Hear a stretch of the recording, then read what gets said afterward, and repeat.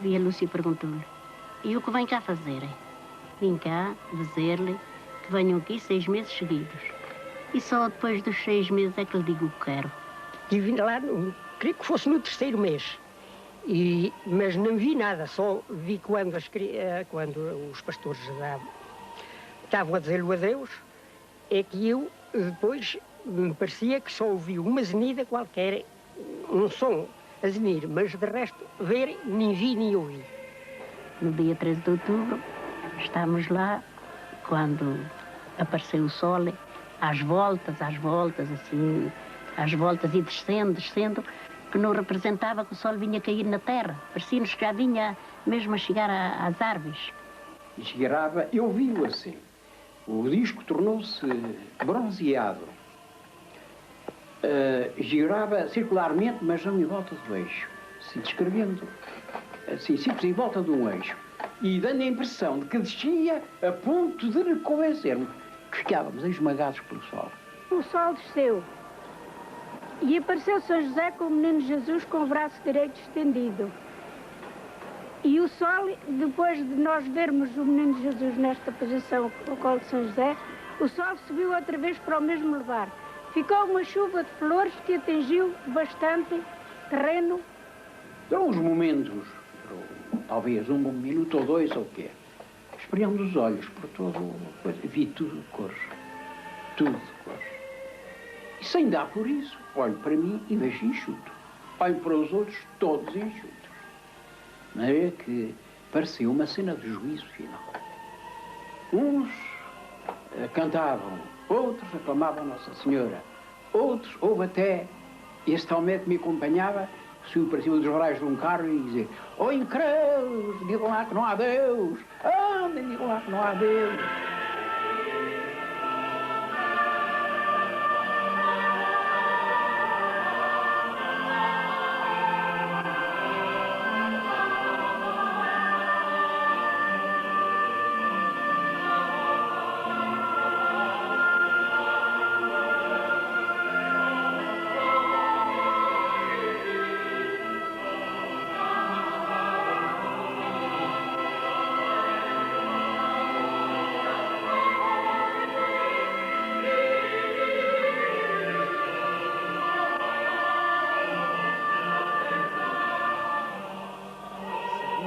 Comunicação oficial. Chegada há momentos de Roma, o Santo Padre decretou, hoje mesmo, a heroicidade de virtudes dos servos de Deus, Francisco e Jacinta. O milhão de pessoas esteve hoje em Fátima, por causa do 13 de maio e por causa do Papa. Fátima foi, aliás, o principal motivo por que João Paulo II veio a Portugal.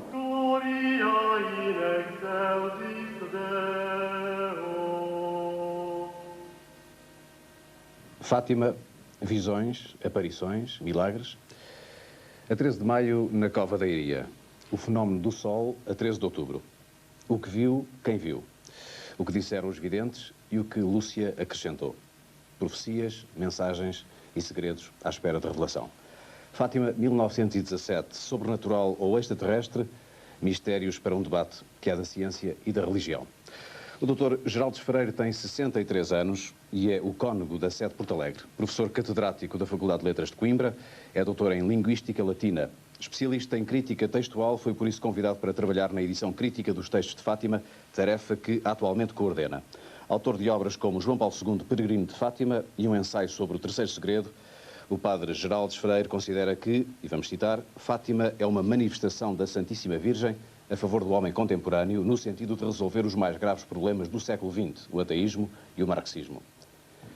Com 58 anos, o padre Luciano Guerra é reitor do Santuário de Fátima desde 1973. Doutorou-se em Filosofia e Teologia nas faculdades de Roma e Salamanca e ainda no Instituto Católico de Paris. Diretor de um colégio secundário durante alguns anos, é autor de diversos artigos e conferências, designadamente sobre as relações de Fátima com a autoridade pontifícia. O Dr. Luciano Guerra define o que se passou em Fátima como uma intervenção de Deus na história dos homens. Fina da Armada tem 46 anos e é formada em História pela Universidade do Porto. Professora do ensino preparatório, investigadora de História na área da mulher, é colaboradora regular de jornais. Autora de Fátima, o que se passou em 1917, escreveu com Joaquim Fernandes Intervenção extraterrestre em Fátima, as aparições e o fenómeno OVNI. Tem formação católica, foi catequista, hoje considera-se cristã. Quanto ao que se passou em Fátima, a doutora Fina da Armada considera que as aparições foram verdadeiras, mas não foi Nossa Senhora que lá apareceu. Joaquim Fernandes, já citado coautor com Fina da Armada do livro Intervenções extraterrestres em Fátima, tem 45 anos. É jornalista e está a completar o curso de História na Faculdade de Letras do Porto. Fundador e membro da Comissão Nacional de Investigação do Fenómeno OVNI, dedica-se há vários anos à pesquisa histórica nesta área do conhecimento.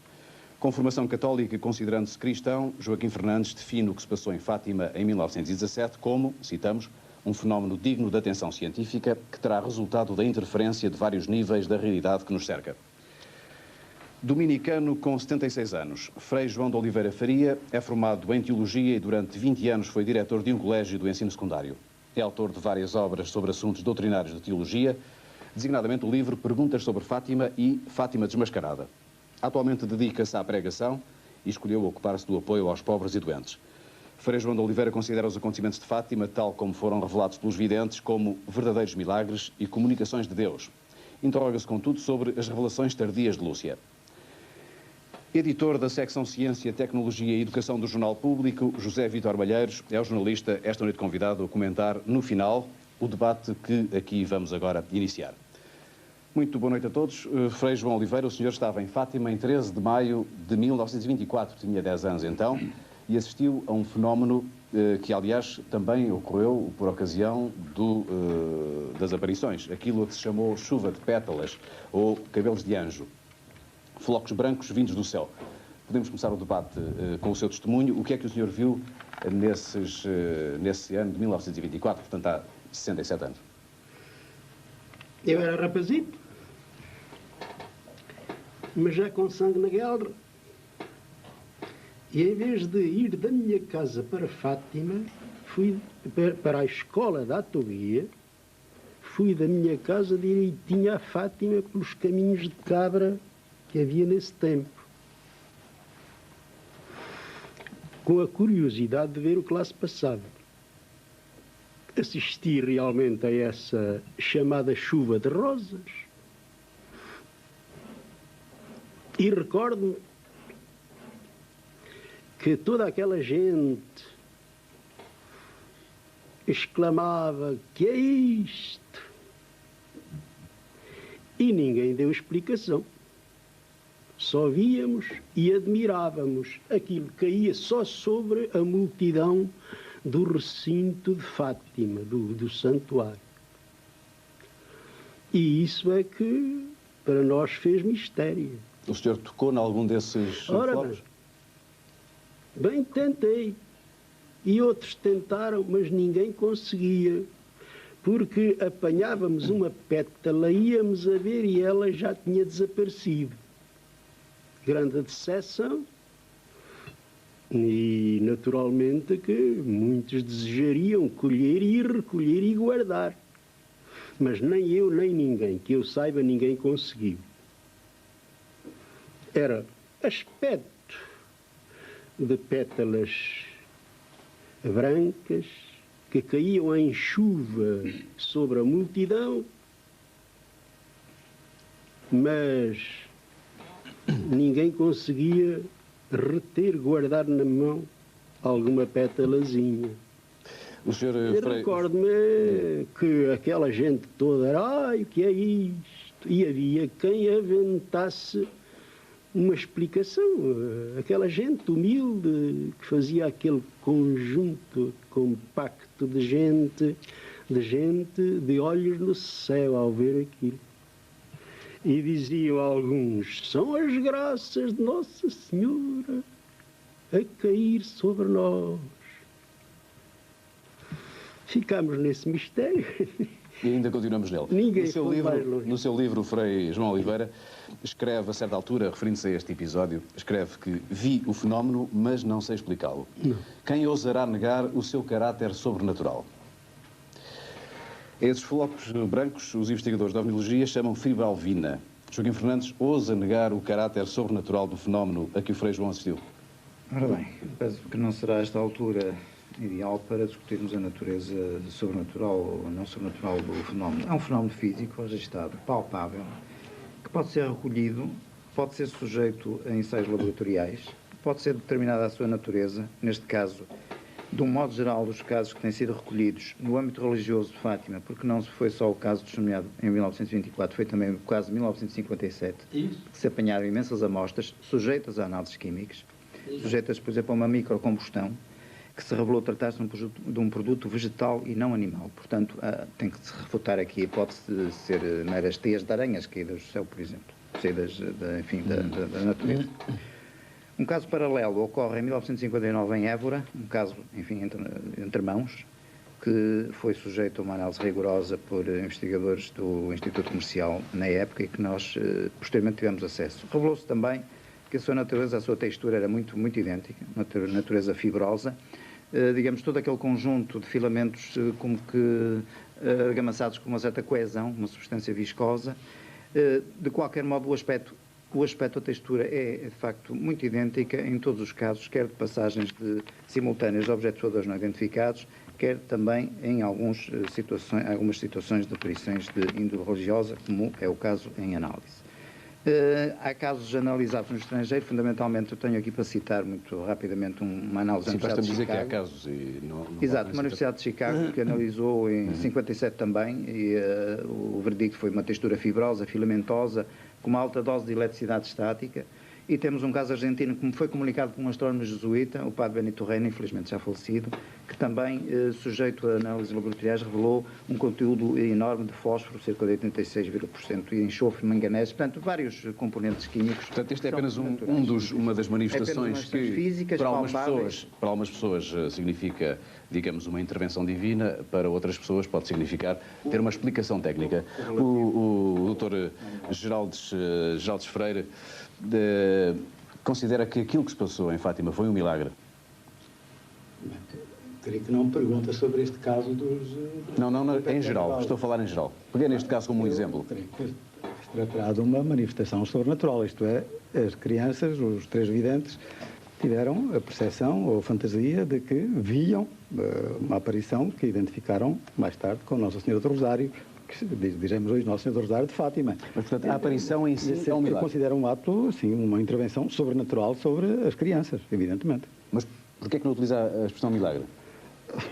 Há uma diferença ou não? Sim, eu julgo do ponto de vista técnico, teológico, que podemos falar de milagre. Milagre é quando uma coisa se atua contra as leis da natureza, não é? Ou fora das leis da natureza. Pode ser um milagre segundo o modo, que nesse caso a coisa pode atuar de acordo com a natureza, mas fora do tempo em que as coisas atuam, etc. Portanto, uma aparição não é necessariamente aquilo que pode chamar um milagre. O milagre é um termo técnico que eu não aplico aqui, portanto, apenas nesse aspecto. Por razões técnicas. Apenas. Sim, mas, portanto, do ponto de vista teológico. A aparição, tal como é descrita pelos videntes, de uma entidade escrita como tal, é um consideramos como uma intervenção sobrenatural.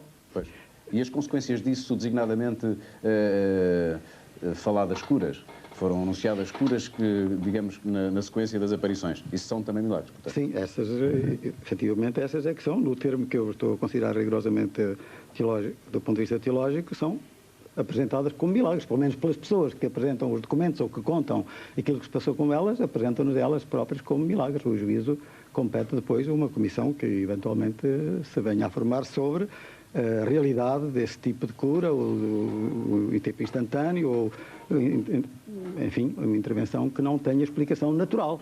Só é milagre. Mas oficialmente a Igreja nunca declarou que se tratou de milagre, aquilo que se passou no dia 13 de maio em Fátima. Nunca disse o contrário, mas também nunca... Não, a Igreja pronunciou-se sobre a autenticidade das visões das crianças em Fátima. Não lhe chamando de milagre, de qualquer forma. Não chamando de milagre, disse que, quer dizer, 13 de outubro de 1930, o Sr. Dom José Alves Correia da Silva, bispo de Leiria, declarou como dignas de fé as visões dos pastorinhos de Fátima. Uma palavra e fez-lo na sequência de alguns sinais já dados pelo Papa, que relativamente a Fátima teve algumas atitudes... Eu julgo que o bispo que atuou em virtude de um conhecimento que lhe veio de inquéritos que tinha mandado fazer, é uma comissão diocesana, mas além disso também ele conhecia passados já anos que era bispo de Leiria, o conhecimento principalmente da vidente Lúcia, porque o Jacinto e o Francisco tinham morrido antes, e, enfim, a comissão, eu julgo que o Papa não foi diretamente a pessoa que influiu na autoridade do bispo, porque o bispo na sua diocese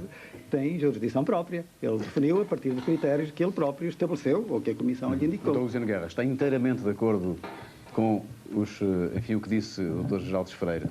Quer dizer... Bom, há quem diga, não temos documentos, mas há quem diga que de facto terá havido uma intervenção pontifícia no sentido de acelerar o processo e, portanto, chegar ao fim por uma declaração formal, não é?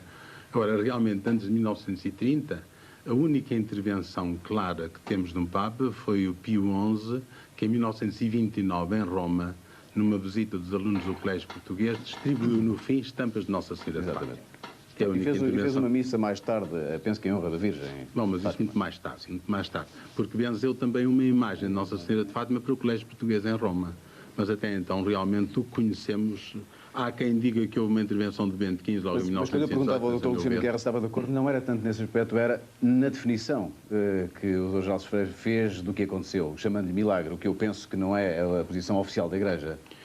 A Igreja admitiu, o Bispo da Diocese admitiu que, de facto, pelo menos o prodígio solar, chamado prodígio solar, e outros sinais de que ele fala, eram sinais realmente que autenticavam, portanto, a pretensão das crianças que Nossa Senhora tinha... Quando falo do prodígio solar, falo daquilo que se chama o milagre do sol. Exatamente.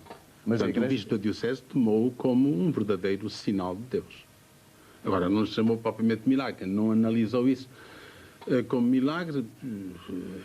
Digamos que pode haver um sinal de Deus que não seja propriamente um milagre, que não seja, de facto, o fazer qualquer coisa que a natureza não faz naquelas circunstâncias. Não é? Poderia não ser isso.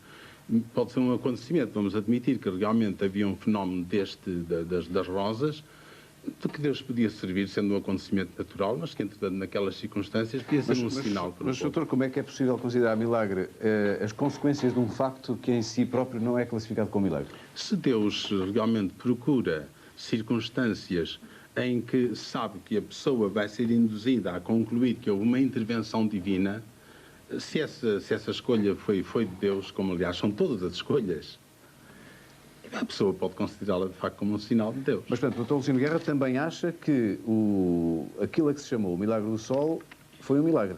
É que isso é que parece-me, salvo eu penso que melhor sim. opinião. Penso que sim, embora na explicação de milagre, pois... possamos divergir, quer dizer, isso não quer dizer que o milagre que o sol andasse mesmo à volta, que se destacasse do seu lugar, etc.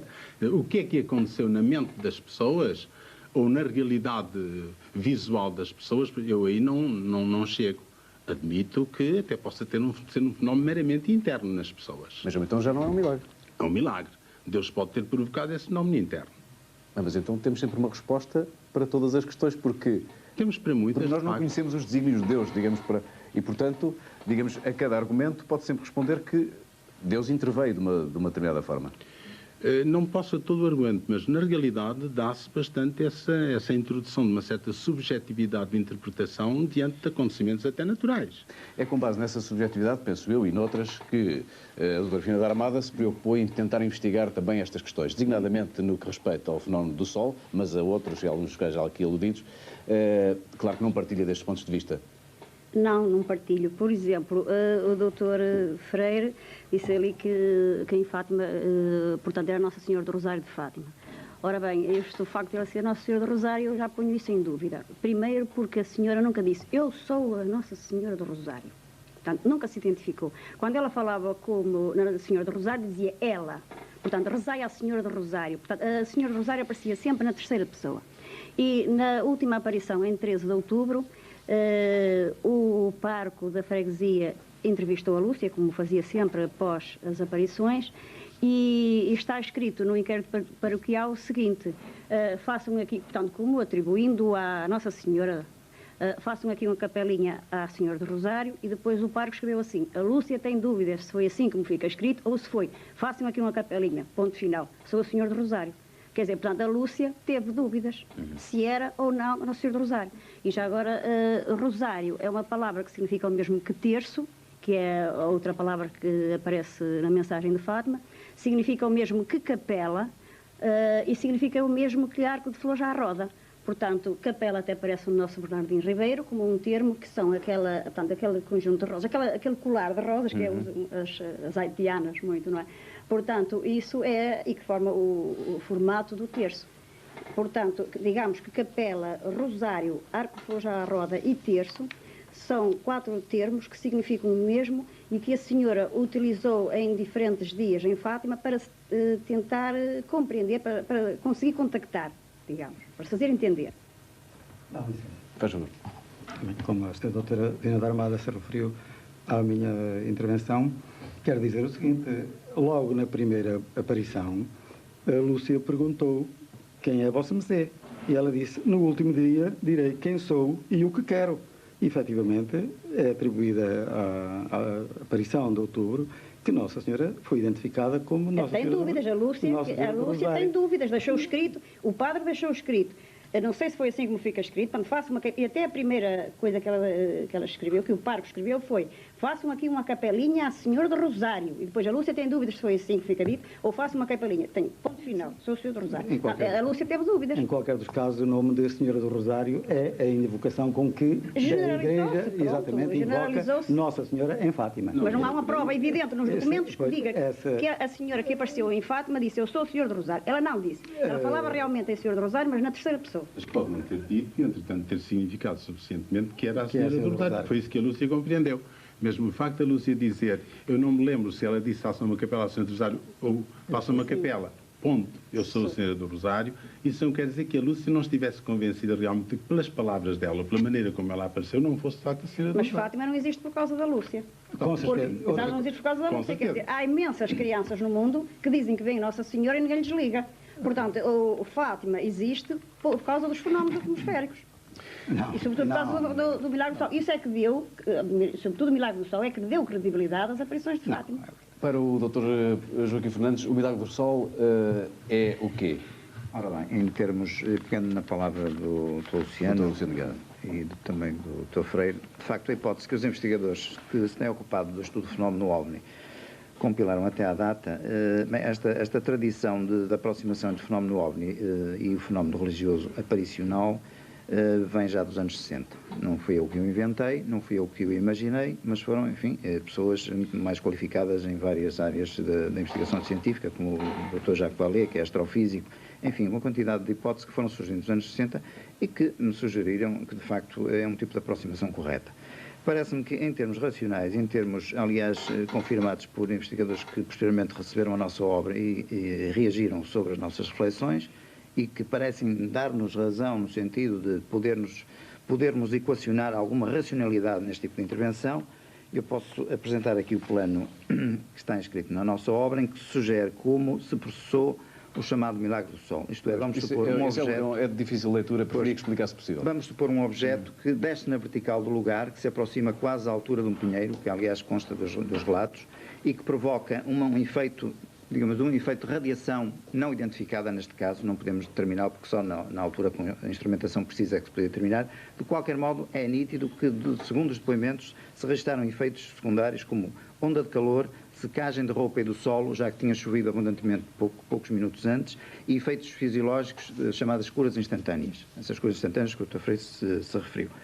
Estas testemunhas foram recolhidas por nós, são 27, e estão todas situadas numa faixa com cerca de 70 metros de largura, num plano de orientação norte-sul, e todas elas referem os efeitos citados, o calor, a secagem do solo e o efeito fisiológico.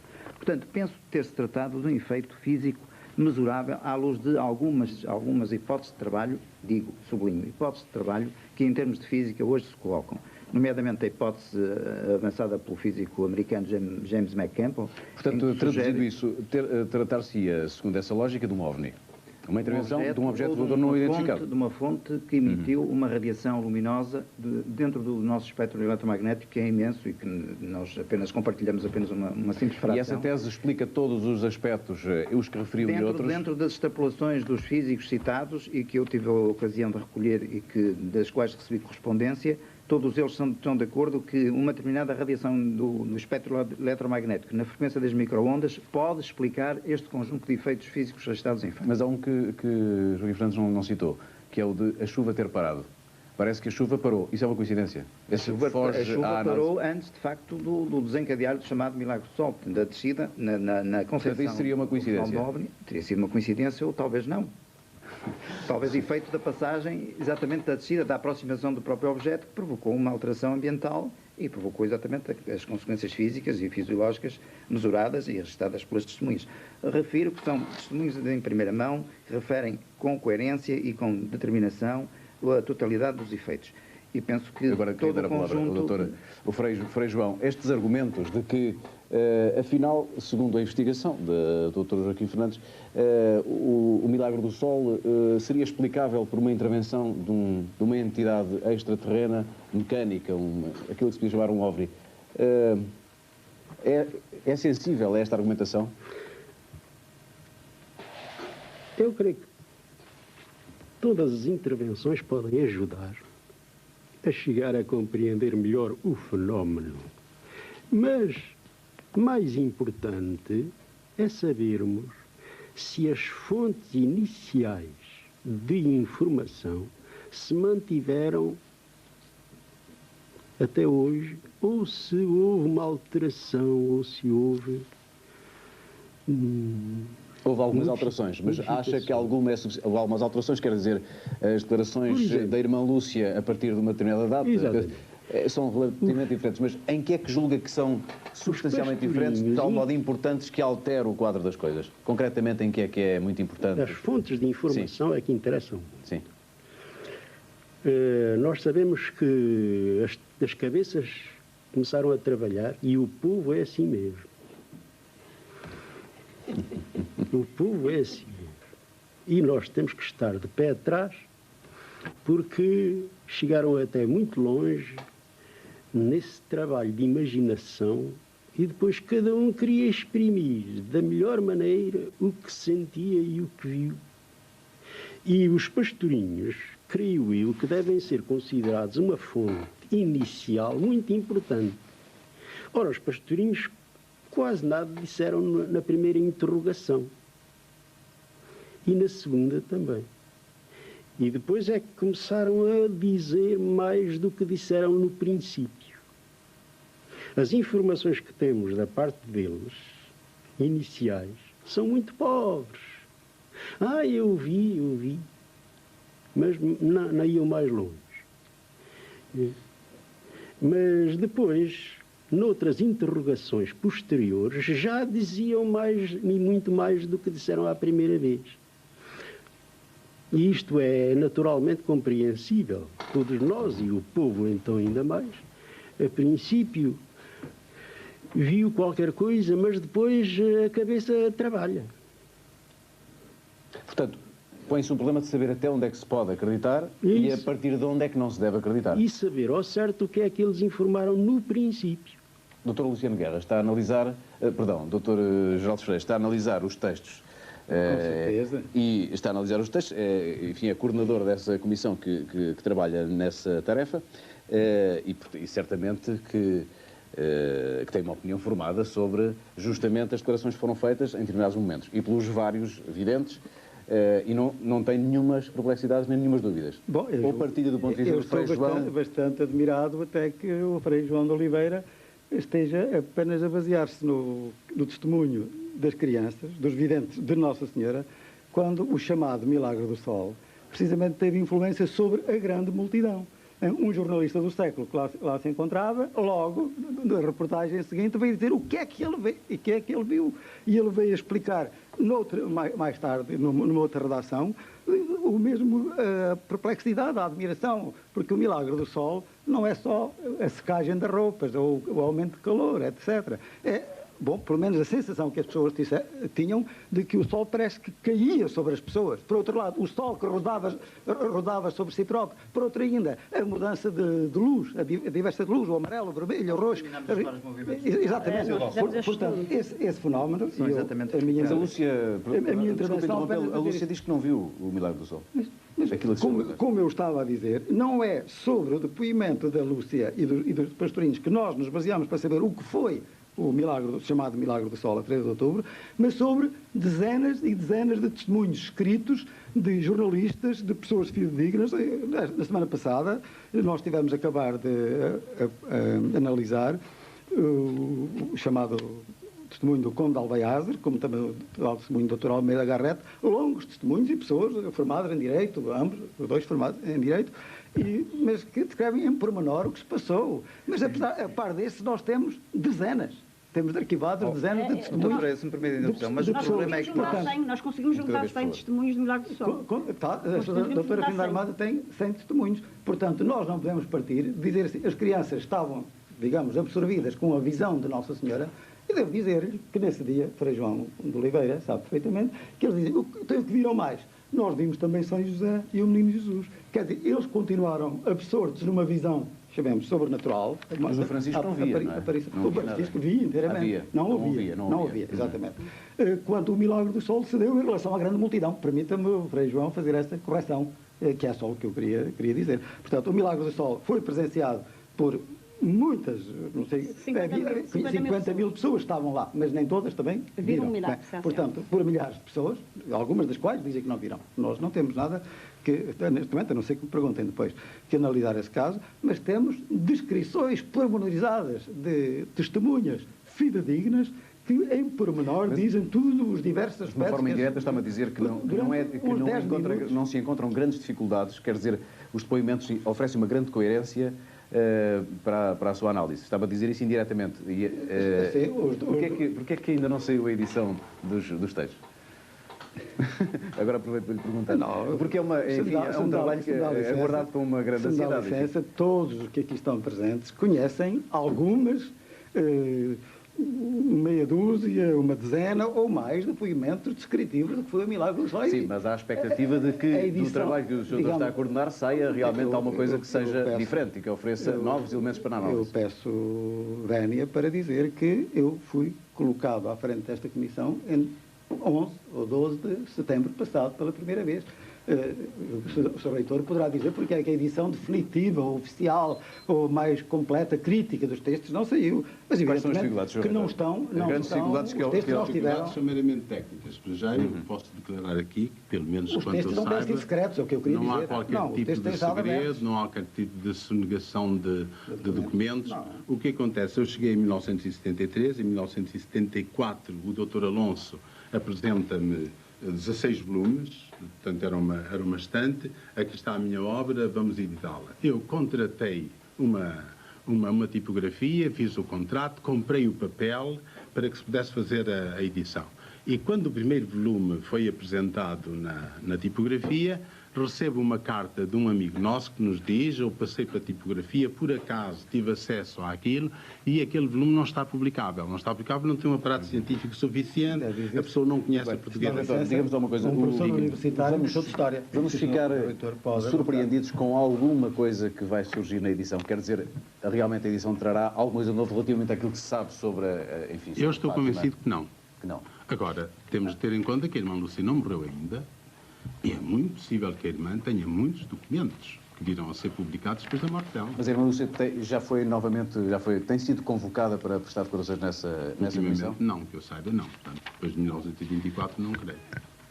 Porquê é que não é entrevistável a irmã Lúcia, por exemplo? Bom, eu penso que a razão fundamental está em não criar realmente um foco de interesses, não quero dizer jornalísticos, mas tipo popularesco à volta da irmã. Sabe-se que a irmã recebe muitas cartas e receberia muitíssimo mais se de facto o nome dela estivesse assim, frequentemente no público. Portanto, eu penso que a razão fundamental é essa, quer dizer, ela terminou a sua missão e não tem mais declarações a fazer. Mas a ideia, Sr. Reitor, a ideia, penso eu, generalizada, que a irmã, mais do que, digamos, estar em reclusão, está enclausurada, no sentido em que está retirada da possibilidade de contatar com as outras pessoas. Aliás, o Frei Bento Domingos até escreve num livro que os jesuítas, enfim, o Dr. Luciano Guerra é jesuíta, foram... Não é, desculpa, julgava que sim. Mas não foram os confidentes de Lúcia que até Doroteia a fizeram para melhor a manobrar. E foram eles que souberam administrar as etapas do segredo à alma de todo o negócio. Bom, o Frei Domingos sabe isso. O Frei Domingos não tem o sentido da igreja que eu tenho. Enfim, a igreja dele, por isso, é diferente da minha, não é? Eu, francamente, teria muitíssima dificuldade. Eu sei que, de vez em quando, os homens da igreja têm tentações. E algumas vezes tentações graves. Agora, num caso destes, em que acaba por envolver o bispo, o episcopal de uma nação, o Papa, várias vezes, que a mim, eu não posso acreditar que a Igreja tomasse, digamos, qualquer iniciativa de fraude num caso destes. Não, quer dizer, mas, por exemplo, a irmã Lúcia escolheu ir para a freira, foi conduzida nesse sentido? Sim. Eu estou convencido que sim, é evidente. Não tenho mais documentação nenhuma, não tenho acesso direto enfim, tenho acesso direto de quando em quando, depois à superiora dela e a ela mesma. Mas nada me faz crer que nem sequer ponha essa pergunta, se a irmã veio para aqui porque quis ou porque impuseram vir para aqui.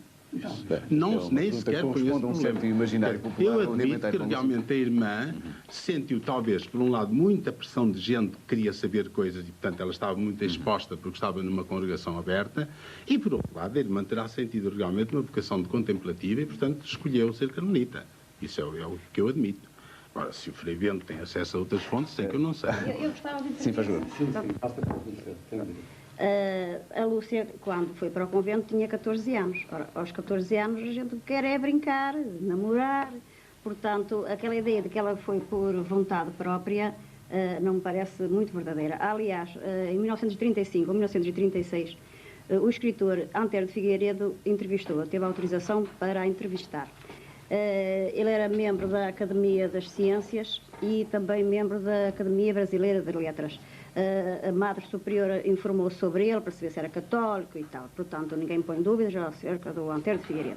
Ora, o Antero de Figueiredo registou acerca, portanto, do facto de ela ter sido enclausurada, de viver oculta e ignorada. Registrou o seguinte, como resposta da Lúcia: custou-me muito, custou-me. Foi um duro sacrifício, mas consola-me a ideia de que obedeci a quem me mandou e de que este meu sacrifício é para a glorificação de Nossa Senhora. Portanto, mandar-na para o convento. Na outra parte, ela diz também... O que é que está antes? Desculpa, era interessante saber. Portanto, é tão desejosa de viver longe, oculta e ignorada, Lúcia firme na sua noção absoluta do dever, que austeramente lhe norteia a vida e com nitidez lhe a conduz, respondeu com a perfeita calma da consciência exata dos que bem cumprem. Então, custou-me muito, custou-me. Mas ela não foi para o convento. Ela foi para Vilar. Vilar não era um convento. Pronto, era um colégio, mas que era dirigido por uma Madre Superiora, que também o Antero Figueiredo diz que essa Madre Superiora nem a queria aceitar, porque achava patética, fazia patetas às outras raparigas. E quando a viu a primeira vez, segredou para o capelão que ela era um bicho do mato. Portanto, também não a aceitou lá muito bem. Agora, virando a pergunta ao contrário, qual era o interesse de encaminhá-la para um convento, do seu ponto de vista? Bem, talvez porque Fátima, enfim, tinha que prosseguir e a Lúcia realmente... Eu acho que a Lúcia que falava demais e não convinha dizer aquilo que ela disse no princípio. Mas por razões de contradições em que podia entrar ou por outra razão? Não sei, quer dizer, porque ela desde o princípio dizia sempre que via uma mulherzinha bonita. Portanto, foi isso sempre que ela disse. E a primitiva descrição que ela deu ao padre da freguesia não corresponde a uma senhora. A primitiva descrição é mais ou menos isto. Ou seja, ela, a entidade trazia um vestido com riscos ao comprido e a travessos, trazia o manto também ao comprido e a travessos, trazia um casaco, que é difícil desenhar, e o casaco é que tinha 2 risquinhos nos punhos. A saia era travada, isso ela disse ao padre Lacerda do jornal Mensageiro de Leiria, portanto em novembro de 1917, ela fez o gesto de ser a saia travadinha, e o padre perguntou-lhe se ela conhecia as saias travadinhas, e ela disse que as saias das senhoras conheciam às pregas. Portanto, ela desenhou mesmo que a saia era travada e que a saia não lhe vinha até baixo. Portanto, a descrição que ela disse, era assim, disse que trazia uma bola, que o Cônego Formigão, em 1917, diz borla, mas no primeiro depoimento dela, em 1922, ela diz que tinha uma bola à cintura. O terço que ela trazia, isso é que eu não sei se sofreria a ação da gravidade da Terra, porque hoje os nossos terços, sabe como é, ficam, talvez pela matéria como são feitos, não ficam assim direitinhos, não é? Ela trazia o terço, a Jacinta diz que a senhora que abria as mãos até aos ombros, portanto, possivelmente, se ela trazia o terço aqui, ao abrir as mãos até aqui, o terço ficava aberto. Na minha opinião, um terço, está aqui o terço, e está aqui este símbolo. Ora bem, este símbolo é o símbolo do cromossoma feminino, que certamente deve ser a única coisa comum que as mulheres do cosmos tenham, quer dizer, nós e mulheres de outros sítios, cosmos, bem, quando diz cosmos, sei lá, de outro sítio qualquer que não seja a Terra. Além disso, é também um símbolo ligado ao planeta Vênus e é também um símbolo ligado à Vênus deusa. Portanto, há mesmo enciclopédias, sobretudo a Enciclopédia Ilustrada Espanhola, diz que Vênus que era representada assim com este símbolo. Dr. Jorge Freire, porquê que, havendo um desenho, este desenho é feito a partir das descrições dos videntes, não é? Conforme eles descreveram, assim foi feito o desenho. Porquê que havendo um... Não, os desenhos não são originais. Os desenhos foram feitos a partir da nossa declarações, das declaraçes dos videntes. Chegou-se àquele desenho. Robô. Porquê é que a partir das declarações dos videntes não foi criada aquela ou outra imagem e a imagem que nós temos da Senhora de Fátima é completamente diferente? Eu julgo que as declarações da doutora Fina da Armada, que revelam estudo, mas já há bocadinho eu reparei que ela citava apenas o interrogatório do pároco. Mas as crianças não foram só interrogadas pelo pároco, isso foi o primeiro interrogatório. Pelo Padre Lacerda, foram os primeiros. Lacerda, etc. Por exemplo, para citar agora uma informação que ela refere. O Padre Lacerda perguntou-lhe, quando ela descreveu como era o vestido, perguntou se a saia era travadinha. Ela disse, eu não sei o que significa travadinha. Ela disse, apenas conheço a saia. Ela pôs-se de pé e com gesto com pregas. Saia. Ela desconhecia o termo travadinha. Exatamente. Até desconhecia o termo travadinha. Desculpa, eu não estou aqui para a contrariar, não é? Mas ela até disse que nem sequer conhecia o termo travadinha.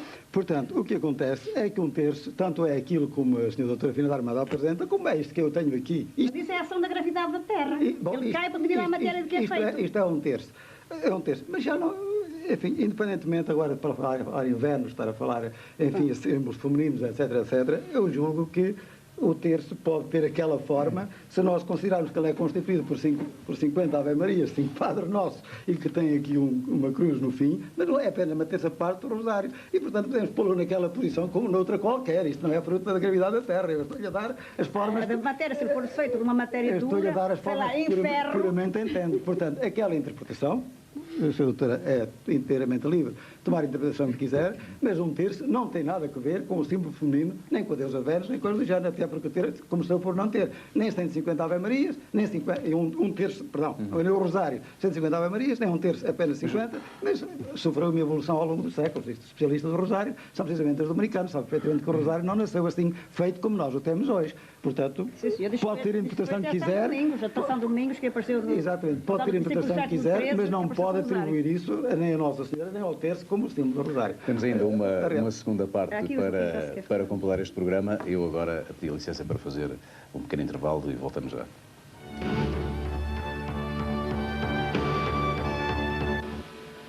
Falar claro, a segunda parte, vamos continuar o debate sobre Fátima. O Dr. Joaquim Fernandes, há pouco o Dr. Geraldo Freire falou daquilo que é a característica principal do chamado fenómeno do Sol, ou seja, que o Sol para lá das características num ou noutro movimento, há várias... Para lá das características dos efeitos... A explicação que deu não Digamos, foi incompleta, porque faltou-me aduzir esse pormenor dos movimentos solares. Os movimentos solares parecem que também se enquadram com a tipologia da fenomenologia OVNI atual, tal qual é hoje registado em todo o mundo por investigadores das mais diversas orientações. A chamada queda em folha morta, os movimentos circulares, os movimentos de descida, ascensão, são fundamentalmente esses. E também a sequência cromática das cores tal qual foram registadas em Fátima. Hoje também nos registros que temos, portanto que a OVNIologia hoje tem registado, a sequência cromática parece muito, em toda a sua sequência, muito idêntica àquilo que foi registada em 1917. Digamos, as passagens do vermelho para o azul, as diversas... Portanto, não tendo sido o Sol que caiu, o que é que aconteceu na sua interpretação? Portanto, dentro da nossa perspectiva, dentro de algumas propostas, nomeadamente do professor Augusto Messan, que é um professor eminente de física, da Universidade de Lovaina, que o Sr. Freire com certeza que saberá o que significa a Universidade de Lovaina, a Universidade Católica de Lovaina, que me diz: sou católico praticante, mas não me sinto de modo algum aprisionado num qualquer dogmatismo e julgo que é nosso dever procurar sempre a verdade.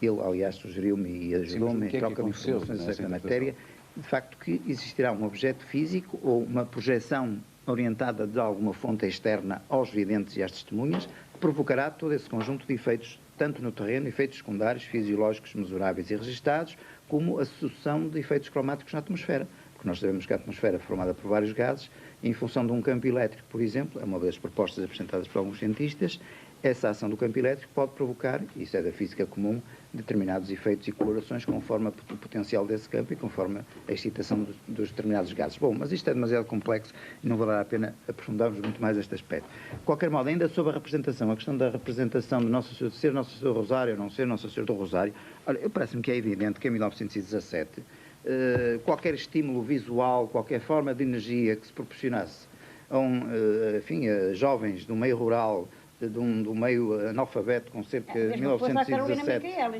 cerca de 1917 temos um grau de analfabetismo de cerca de 80% no nosso país. Eu penso que qualquer representação obtida a partir de um estímulo e representando um ser antropomórfico teria que ser entendido no respectivo contexto religioso, da cultura religiosa da época. E a Lúcia não poderia ter dito que tinha aparecido Krishna ou Maomé, teria ter dito necessariamente que teria sido a Virgem Maria, já que a representação morfológica se assemelha a uma entidade feminina. Eu penso que dentro daquilo que Carl Jung estudou, dentro dos arquétipos, enfim, que em psicologia das profundidades nós estudamos, pensamos que estas representações têm que ser entendidas no contexto de cada época e, naturalmente, que a ciência em 1917 estava extremamente bloqueada e atrasada e nunca se iria debruçar sobre um fenómeno que ultrapassava de longe todas as suas capacidades. Mas é hoje exatamente o que se tenta fazer, no campo das hipóteses de trabalho e no campo da cautela científica e do rigor. Luciano Guerra, não se põe o problema de saber como é que os videntes, sem instrução escolar, entendiam conceitos complicados como aqueles que depois reproduziram, como tendo sido o resultado das conversas que mantiveram com a entidade que apareceu? Que reproduziram enquanto crianças? Sim. Não creio que houvesse conceitos complicados para eles. Expressões difíceis, palavras não eram do seu vocabulário habitual. Que se emendem, que rezem o terço todos os dias. Não pode dizer-se que, de facto, nesse tempo houvesse conceitos superiores a eles. O que Lúcia dizia... Lúcia era uma criança, digamos, com uma certa instrução. E, ao contrário do que se diz, Lúcia não tem hoje, quem a vê, do ponto de vista intelectual, e se percebe alguma coisinha, qualquer ar de pateta. Lúcia é uma mulher inteligente. E pelo que escreve... livro que ela que era uma criança inteligente. E pelo que escreve, tem uma grandíssima sensibilidade, um grande espírito de observação, tem uma ótima memória. Portanto, não é nada desse tipo. Portanto, era uma criança, e além disso, era uma criança que de facto dominava já as crianças do seu lugar, quer dizer, era chefe. Portanto, eu penso que essa terminologia que foi empregada era percebida convenientemente por ela. Mas mais tarde, em declarações posteriores, ela mais tarde coisas justamente por ter sido capaz de fazer outras leituras e de abarcar, de interpretar de outra maneira e de uma forma mais profunda aquilo que teriam sido essas...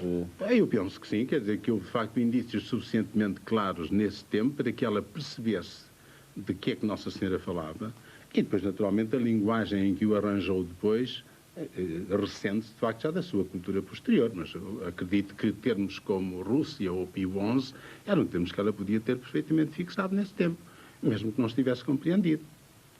Porque qualquer criança consegue fixar uma fórmula, duas ou três, mesmo que realmente não tenha compreendido completamente. O Frei João, justamente no que respeita às declarações tardias da irmã Lúcia, que tem mais objeções. Isso é que levanta dúvidas e muito sérias. E parece-me que é um dever muito grave da Igreja a tomar isto muito a sério e debruçar-se sobre este problema. Mas como?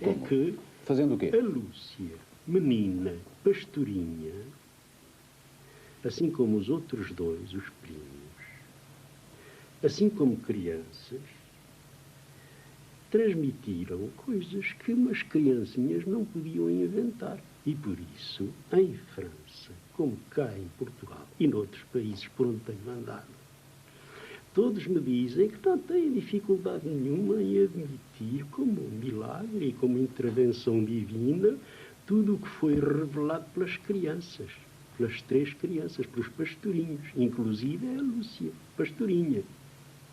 Mas, mais tarde, quando foi só a Lúcia, já adulta, a revelar coisas, aí, mais devagar, e temos que examinar. E então eles apelam para a consciência dos investigadores, para que analisem, para que estudem muito a sério e submetam a uma crítica teológica e bíblica tudo o que foi revelado posteriormente pela Lúcia sozinha. E, entretanto, Frei João, aparece um quarto vidente, uma criança que teria também tido algumas visões e que, tanto quanto eu sei, não foi, digamos, tem sido um pouco esquecida no que respeita aos inquéritos oficiais e religiosos sobre esta matéria. Eu julgo que este é um aspecto que eu não queria deixar de terminar este pensamento. Eu, há 16 anos, pus por escrito as perguntas mais inquietantes, mas foi espicaçado por conselheiros estrangeiros, sobretudo em França, no Brasil e em Espanha. E, por conseguinte, como disseram, vocês, os portugueses, os que estudam, têm a obrigação de examinar muito a sério tudo o que foi revelado posteriormente pela Lúcia sozinha, porque uns testes nulos, isso que dizem alguns, e foi por isso que eu pus por escrito e submeti essas perguntas a alguns teólogos, sobretudo em França, e eles continuam a dizer, vocês têm a obrigação de tomar muito a sério esta análise das revelações tardias e isoladas da Lúcia. Mas, sempre insistindo, tudo o que foi revelação primitiva, através das 3 crianças, ninguém vê dificuldades em admitir, até porque 3 criancinhas daquela idade e daquele meio não podiam inventar o que disseram. Mas, mais tarde, houve certas coisas ditas, comunicadas só pela Lúcia, e isso, creio que ainda não foi examinado muito a sério por um conjunto de críticos e de teólogos e biblistas. Um exemplo, Frei João, um exemplo dessas declarações que lhe pareça importante. Um exemplo é, por exemplo, aquela comunhão, a visão do anjo, a dar uma comunhão de uma maneira completamente nova e diferente da admitida na Igreja, que os pastores não estavam preparados para a comunhão. Sob as espécies, não do pão e do vinho, mas sob as espécies do sangue. Ora, eu submeti isso ao critério de um teólogo francês, mas muito autorizado, e ele disse-me logo, até aqui nós não tivemos dificuldade nenhuma em admitir Fátima e aceitar Fátima em toda a sua integridade, porque vinham através de criancinhas que não podiam inventar. Mas essa comunhão agora, dada sob as espécies do sangue, isso é impossível, não podemos admitir, e pronto, e acabaram em que não era possível. A resposta é que o Dr. Geraldo Freire, nós já vamos à doutora Fina da Amara, a resposta é que o Dr. Geraldo Freire dá a esta questão, que o Frei João destacou de algumas das inquietações que tem, concretamente esta. Vai contra, enfim, se eu tenho que voltar um bocadinho mais atrás, não é? Porque o Frei João foi um problema que tem muito a ver com a minha profissão de filólogo e de crítico literário, enfim, professor de filologia clássica e filologia moderna, enfim, línguas e literaturas. Evidentemente, estamos a tratar de memórias, testes, como disse o Frei João, testes nulos. Então, se tudo o que é dito por uma só pessoa não vale absolutamente nada, e pode ser um ditado, um aforismo muito digno de consideração, mas as memórias, o género memorialístico, é um género cultivado em todas as literaturas, e o que nós contamos de nós próprios, da nossa infância, da memória de todos nós, enfim, merece o crédito se nós formos sérios, se nós formos conscienciosos. Portanto, o que o Frei João de Oliveira tem que fazer, e nós todos temos que fazer, e não é ele mandar-nos fazer a nós, mas ele, porque afinal os estrangeiros mandaram-lhe fazer a ele. Ele é que nos está a impingir a nós essa tarefa, desculpe a expressão. Pediram-lhe ele para o fazer. O Sr. Frei João de Oliveira foi dito que é teólogo. E, portanto, é ele também que deve empenhar-se, e não empenhar-me a mim, que sou filólogo e quero fazer a edição crítica dos textos. O que se passa é que as memórias de Irmã Lúcia pertencem a um género literário cultivado em todas as literaturas. Temos que saber se a pessoa que escreve as memórias é uma pessoa fidedigna. Ora, não há qualquer indício de que a Irmã Lúcia não seja uma pessoa de psicologia serena, digna de confiança, séria no que diz, porque ela escreve a muita gente, muitas pessoas que ouviram com ela, etc. E vamos a uma coisa que já ficou para trás há bocado. A Irmã Lúcia não foi sequestrada por ninguém. Quando ela foi para o Vilar, tinha 14 anos, mas foi para ser educada. Exatamente, ela iria um bicho do mato porque vinha de uma aldeia, não tinha educação ainda, mas foi recebê-la. E mais tarde, aquela foi para Tui, mas isso foi bastante mais tarde. E depois entrou para tentar situar a questão, tanto quanto parece, há duas grandes questões em relação às visões do anjo, não é? Uma é o facto de a irmã Lúcia ter só falado dessa questão muitíssimo mais tarde, portanto já nos anos 30 e tal, e portanto não o ter feito antes, uma vez que a visão do anjo é anterior ao próprio 13 de maio de 1917, e por outro lado é as circunstâncias em que os pastorinhos comungam. Eu não sei se o Sr. quer falar sobre isso, mas o Frei João de Oliveira omitiu uma coisa fundamental. A Lúcia diz, omitiu, não foi intencionalmente, certamente, omitiu que Lúcia diz que viu uma hóstia e um cálice. E eles comungaram sobre as duas espécies, a espécie do pão e a espécie do vinho. Então, mas o pão e o vinho são segundo a fé de todo o crente, o corpo e os... A Lúcia e os outros beberam do cálice. Sobre o sangue. Mas, evidentemente, quando nós dizemos bebeu do cálice, todos dizemos, tomamos o preciosíssimo sangue de nosso Jesus Cristo. Isto faz parte da mais elementar das formas catequistas, como se lembra da doutora Pina Armada, quando ensinava crianças. Não é verdade? Onde é que a dificuldade do Frei João está em que a Lúcia, portanto, ou as duas crianças terão já sabido a sangue? Ora, isso não consta em parte nenhuma. Não é isso que está em questão. Se é uma questão de a Lúcia dizer que tomou sobre as espécies do sangue, se é uma questão de, digamos, matrimologia da Lúcia, que deveria, de facto, dizer sobre as espécies do vinho, porque espécie quer dizer aparência. Ele viu uma hóstia e um cálice. Portanto, admite-se que, digamos, a comunhão é o corpo e o sangue de Cristo, mas a aparência, aquilo que nós chamamos tecnicamente acidentes, são do vinho ou são do pão, conforme tanto se trata do cálice ou da hóstia. Portanto, ela, ao dizer que tomaram o precisíssimo sangue, isso dizemos também nós, tomamos o sangue de Cristo. Agora, ela não disse que aquilo que lhes soube a sangue. Ela não diz que isso lhes soube a sangue. Não diz, mas é preciso muito cuidado, porque eles, os dois pequenitos, receberam a comunhão sob as espécies do sangue. E é isso que Mas quem é que disse isso? Sobre as espécies de sangue? Está lá, isso é exatamente... Pode ser uma descrição dela, uma descrição errada. A irmã Lúcia o que diz é que aos meus primos o anjo deu-lhes a comungar do cálice. Mas é em forma de sangue. O problema que atrapalha lá os senhores franceses, os teólogos, é justamente que a comunhão dada sob o aspecto e as espécies do sangue é uma coisa que choca e que é incompreensível. Mas o resto já não é comigo, é com eles. Portanto, o Frei João não se considera esclarecido sobre esta questão, de qualquer maneira? Só apresenta uma dificuldade que eles levantaram. Vamos pensar, o Frei João deve pensar todos os dias que diz missa, se ele não toma as sagradas espécies sobre a espécie do pão e do cálice, isto é, o corpo e o sangue de Cristo. Bem, mas exatamente. Portanto, se ele comunga ou não comunga todos os dias que celebra, ou comunga das mãos dos sacerdotes, das duas espécies, recebe isto. Ora, nós, se me dão licença, vou usar um bocadinho a palavra mais, e depois descontem-me no meu tempo de antena, nós consideramos este facto como um dos factos de caráter ecuménico, de sabor ecuménico, porque a comunhão sobre as duas espécies é uma comunhão habitual na Igreja do Oriente, o que não era na Igreja do Ocidente. Hoje, num casamento, os noivos podem comungar sobre as duas espécies. Hoje, numa ordenação, numa profissão religiosa, os ordinandos ou os noivos podem comungar sobre as duas espécies. E outras ocasiões que venham a ser estipuladas, enfim, em várias cerimónias, são servidas comunhões sobre as duas espécies. Mas, ora, isto feito em 1917, quando o rito latino proibia, não previa, diríamos assim, era qualquer coisa de ligação entre o Ocidente e o Oriente. Essa é a interpretação que nós fazemos. Mas podemos esclarecer estas dúvidas. Mas não, exatamente. Se podem esclarecer estas dúvidas todas, por favor. Não causar qualquer repugnância ao Frei João de Oliveira, permita-me dizer que nós comunguemos o corpo e o sangue de Cristo.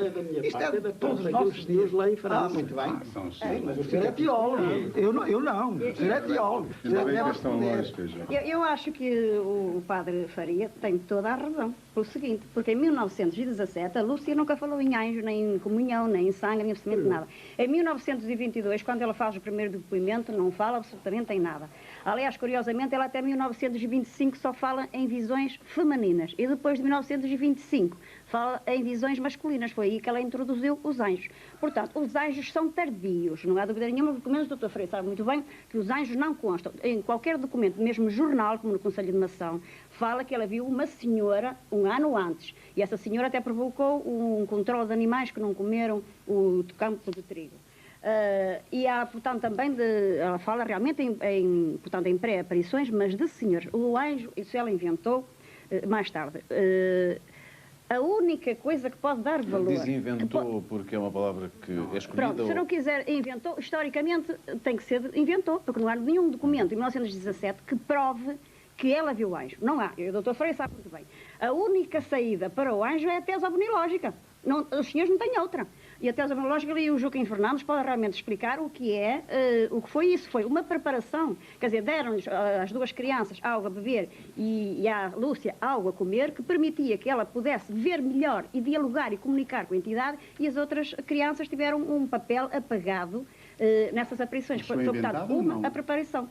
Mas, quer dizer, é a única saída... Mas o conhecimento foi inventado ou não? Ora bem, por seguinte, em ovniologia, mas o Joaquim Fernandes é que é o especialista nisso, em ovniologia há uma quebra de memória, há imensos, portanto, testemunhos de pessoas que são até capturadas e, portanto, depois não se lembram absolutamente de nada. Depois têm que ser submetidas a uma série de exames, etc., para falarem desses testemunhos. Portanto, é possível... Portanto, nós até podemos, historicamente não pode ser, agora, até pode ser que ela realmente tivesse tido uma experiência prévia que fosse uma preparação para as aparições da senhora e que ela esqueceu. Temos que reconhecer que em 1917 ela esqueceu, não se lembrava do anjo. Mas o Joaquim Fernandes explica melhor isto. Bom, de facto, enfim, no repertório ovniológico atual e considerando que temos também breve, por favor, aceitar, digamos, a veracidade, pelo menos a credibilidade dos investigadores envolvidos, já que também tomamos em linha de conta que tudo, enfim, todos os depoimentos relativos a Fátima são provas de convicção. Penso que também podemos fazer uma aproximação com as situações atuais. De facto, há alguns casos de narrativas em que parece-me que há uma preparação prévia com a ingestão de diversos líquidos que, alegados seres associados a OVNIs, digamos, oferecem às pessoas. Naturalmente que, como aliás a doutora Fina Armada abordou, esse relato só é recuperável através do recurso à hipnose profunda, já que, de facto, existem lapsos lacunares de memória importantes na sequência dessas experiências. Esse quadro sinótico, esse quadro sintomático, digamos, aliás, muito parecido com o de Fátima, começa por incluir a visão de um objeto luminoso ou de uma entidade luminosa que atrai a pessoa, aliás, é essa, digamos, a sugestão que leva os videntes a aproximarem-se do fenómeno. Ser associado segue-se depois de umas situações em que são caracterizadas por aquinésia, uma certa imobilidade, um certo transe, e posteriormente as fases já que envolvem lapsos temporais de memória, etc. Nos depoimentos que nós recolhemos, penso que são visíveis e detectáveis todos esses pressupostos que implicam este tipo de contacto que hoje é transportado e é transportado. Esse fenómeno da perda de memória poderia aplicar-se à irmã Lúcia quando ela não se recorda da existência de um quarto vidente, que há pouco aqui aludimos e que eu agora voltava a reintroduzir aqui. Existe um quarto vidente, uma experiência separada, uma experiência separada. 60 anos depois surge um quarto vidente. Eu queria perguntar designadamente... Primeiro contassem aqueles que conhecem essa experiência do quarto vidente. Pode ser o doutor Luciano Guerra, dado que o seu doutor, no seu livro Mensagem de Fátima, que fala no Anjo, aliás, foi por ter lido o livro do Anjo. Na Carolina. Depois do Anjo, da Quarta Vidente. É isso que estamos a falar. Carolina Carreira, a Quarta Vidente, depois. Portanto, curiosamente, foi 3 linhas aqui. Não vi um anjo. 3 linhas que é a aparição de um anjo, segundo a explicação de Nossa Senhora na quarta aparição, uma tal Carolina, 12 anos, e uma pequena despite.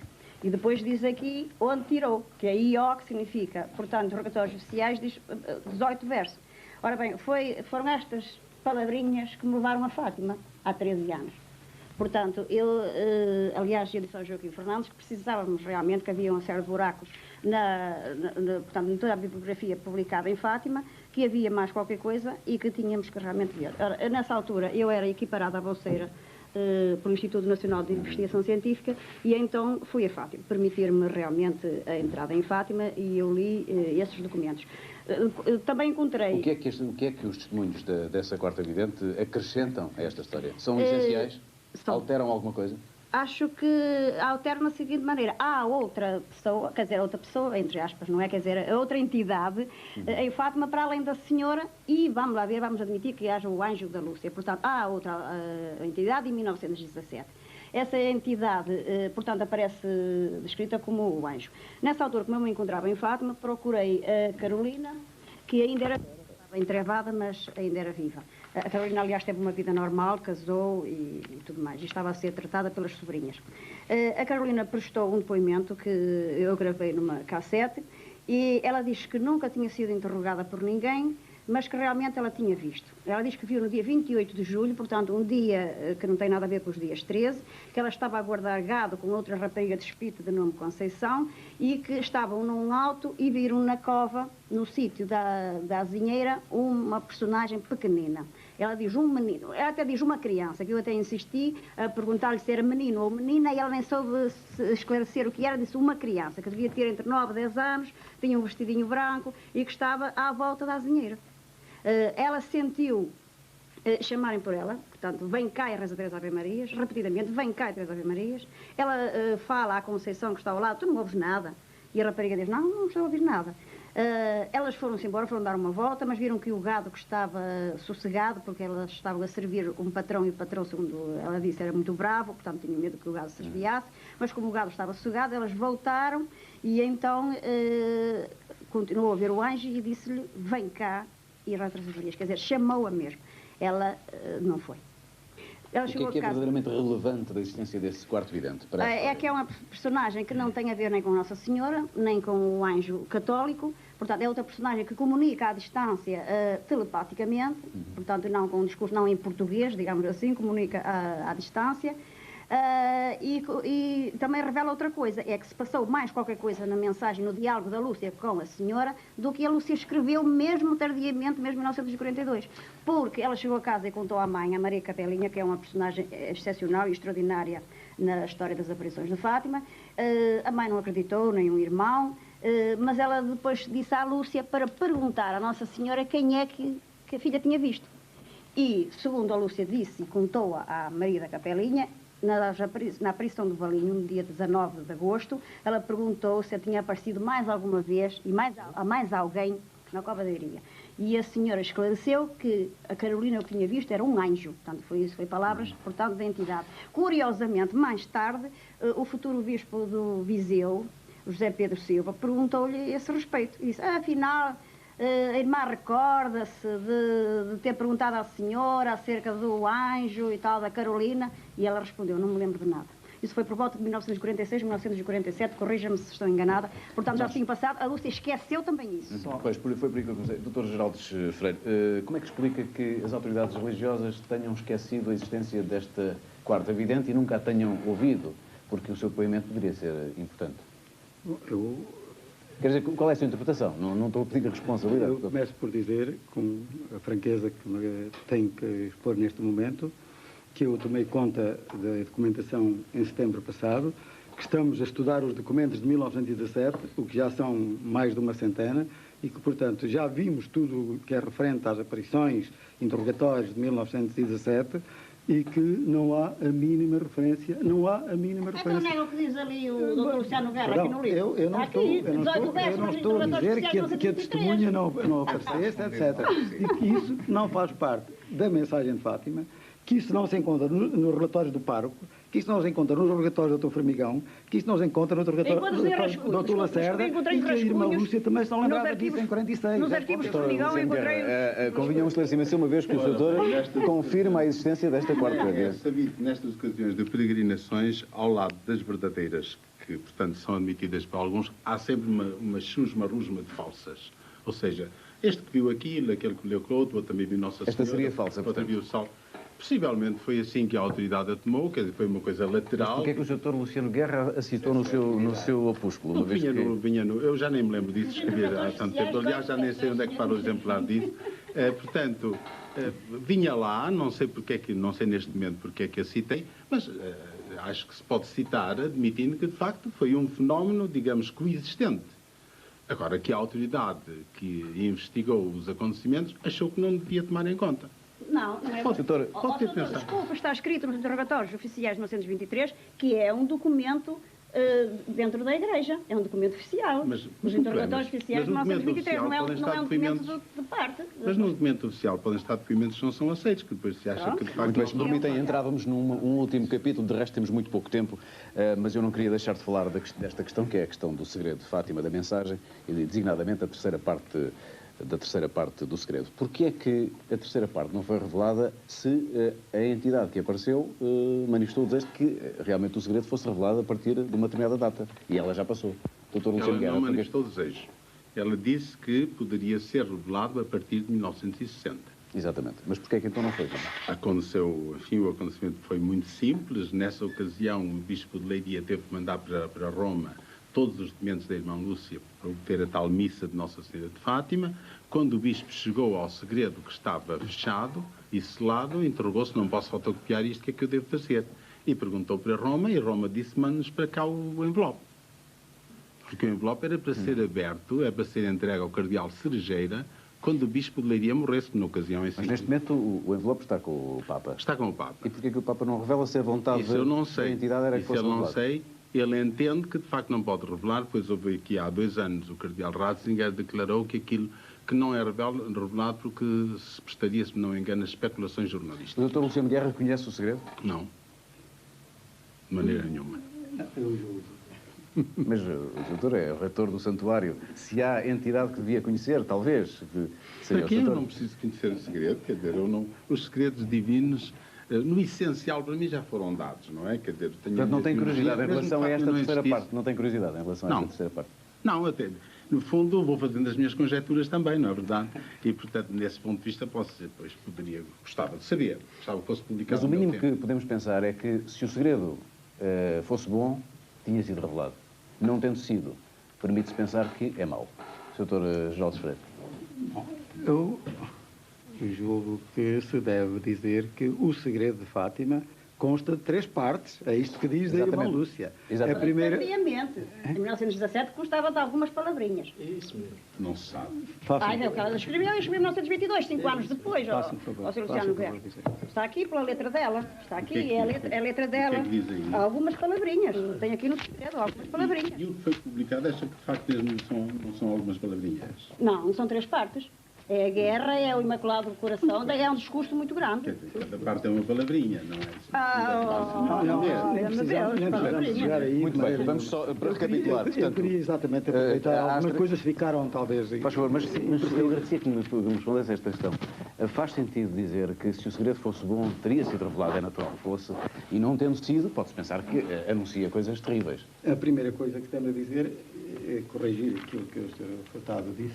É o seguinte: Lúcia nunca escreveu que o segredo devia ser revelado depois de 1960. Disse que ele pode ser revelado se ela morrer ou depois de 1960. 2 condições. Mas não era do interesse da humanidade que ele fosse revelado, sendo se ele anunciasse coisas boas? O segredo, e eu tive a sorte de ser a primeira pessoa, creio eu, a quem o Monsenhor Capo Vila disse, fui aberto, Santa Maria, por fim, o meu Padre Santo triunfará, e será dado ao mundo algum tempo de paz, e na quarta memória, a irmã acrescenta mais uma frase: em Portugal se considerará sempre o dogma da fé. Evidentemente que, perante as conjecturas que já se tinham feito, eu escrevi em 1977, as conjecturas que já se tinham feito sobre o que era o segredo, e então estava muito em voga uma conjectura, não é uma tese, uma conjectura de que a terceira parte do segredo de Fátima era sobre a chamada crise na Igreja, quando anos antes, aquela que o senhor se refere, era que a terceira parte do segredo de Fátima era sobre uma catástrofe, uma guerra atómica, uma destruição mundial. Enfim, essa primeira parte tinha sido desmentida pela própria irmã Lúcia.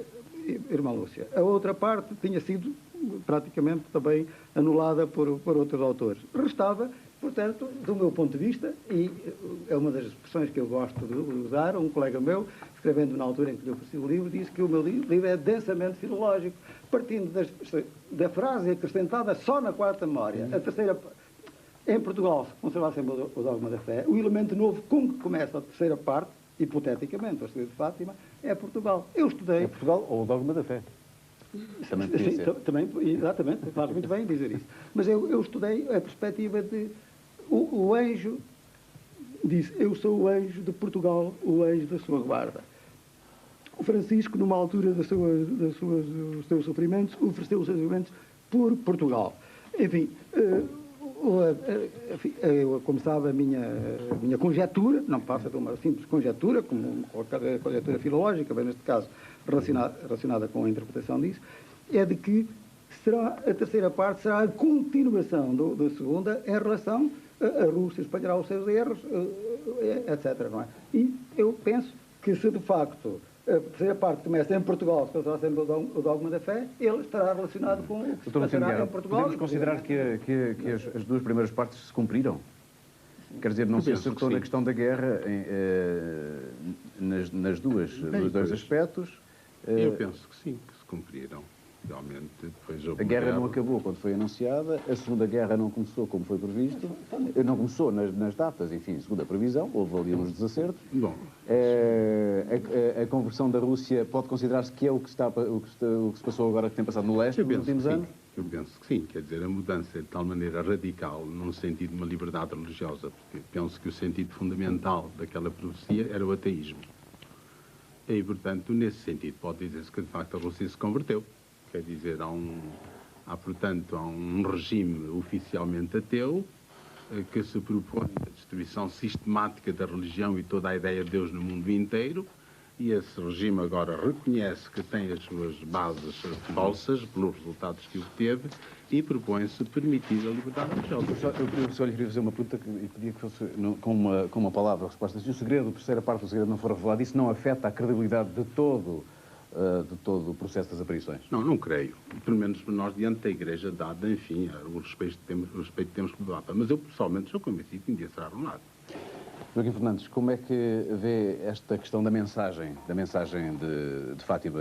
Certamente não quererá discutir o conteúdo, mas do ponto de vista da ovniologia, como é que pode ser abordado? Transportá-la à atualidade e verificar que, de facto, descrições atuais dos chamados contactados, isto é, os videntes modernos, que afirmam ter, enfim, de algum modo recebido mensagens de entidades associadas aos OVNIs, como, enfim, designações como o Astar, como os Humitas, enfim, movimentos que depois surgem na sequência desses contactos, transportam também uma ideia de mensagem, até com intenções preventivas, de demonstração sobre o futuro da humanidade. Portanto, há todo um conjunto de referências salvíficas também, transportados por essas pessoas. Ora, devemos aceitar ou não aceitar? A questão que realmente no plano científico se coloca é: serão essas testemunhas credíveis? Bom, estamos no mesmo plano, o facto de aceitar ou não os testemunhos evidentes digamos, da fenomenologia de Fátima. Mas, curiosamente, em relação ainda a um pequeno detalhe sobre a questão da quarta vidente, já agora aproveitava que, num estudo dos tais contactados levados a cabo na Universidade do Wyoming, nos Estados Unidos, 76% deles alegaram ter comunicado indiretamente com seres associados aos OVNIs e 56% através da mente, o que é significativo do ponto de vista da tal descrição da quarta vidente, que diz ter sentido no interior da cabeça aquelas ordens dadas pelo anjo. Daí a tal associação que eu referi. Nós estamos no fim deste debate. Finalidade Armada, acredita em milagres, tal como eles são apresentados pela religião? Um milagre é aquilo que não se pode explicar. A partir do momento em que nós podemos explicar, deixa ser milagre. O milagre também está disposta a acreditar numa coisa que se prove que é um milagre? Que se provar que é milagre, mas temos a ver com a época. Aquilo que pode ser hoje milagre, sei lá, a trovoada na Idade Média era Deus que a mandava para castigar as pessoas, não é? Portanto, do seu ponto de vista, a ciência tenderá a desmentir todos os milagres. Quer dizer, o milagre de hoje pode ser explicado amanhã. Doutor Luciano Guerra, acredita em OVNIs? Ainda não. Doutora Geraldo Ferreira.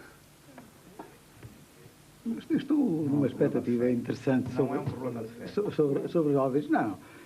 Até me parece que a explicação que os ovniologistas dão sobre muitas das coisas que abordámos aqui sobre Fátima não contradizem nada. A mensagem em si, o valor sobrenatural da mensagem, tiveram uma explicação. Portanto, parte do princípio que a vinda de um extraterrestre será também uma manifestação divina, então? Não, eu não estou a partir desse princípio. Eu estou, por exemplo, a explicar a explicação que ele deu sobre o chamado milagre do Sol. Como é que as coisas acontecem exatamente àquela hora, hein? À mesma hora? Como é que as pétalas caem precisamente na hora em que Nossa Senhora está a aparecer, etc. Evidentemente, essas coisas é que me levam a pensar que uma explicação ovnilógica não impede que nós pensemos que Deus quer revelar às criaturas, aos videntes, e através deles a nós, através de meios, chamemos naturais, não é? Normais. Frei João Faria, considera que depois deste debate foram respondidas algumas das suas perguntas? Não. Ficou na mesma? Ficou tudo na mesma. Ficou tudo na mesma? Tudo na mesma. Não se sentiu em nada esclarecido? Não. E o livro fica à espera.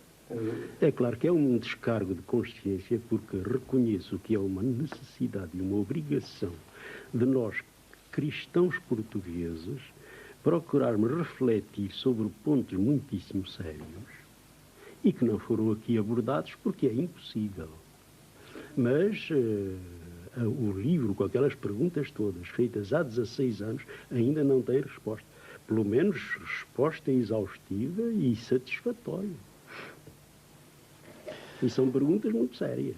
Perguntas e as respostas possíveis até agora, e tanto quanto é possível também num debate com este tempo, sobre Fátima, as aparições, as visões, os mistérios daquilo que aconteceu, teria acontecido em 1917, na Cova de Iria.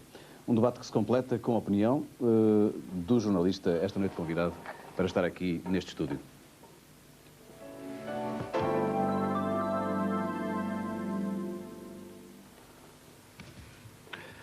Bom, eu começava o meu comentário por dizer que é muito curioso que a Igreja se disponha a discutir aquilo que é um dos seus ex-libris mais conhecidos, que é o fenómeno de Fátima, e que se disponha a discuti-lo com duas pessoas que tentam dar para os mesmos fenómenos explicações radicalmente diferentes.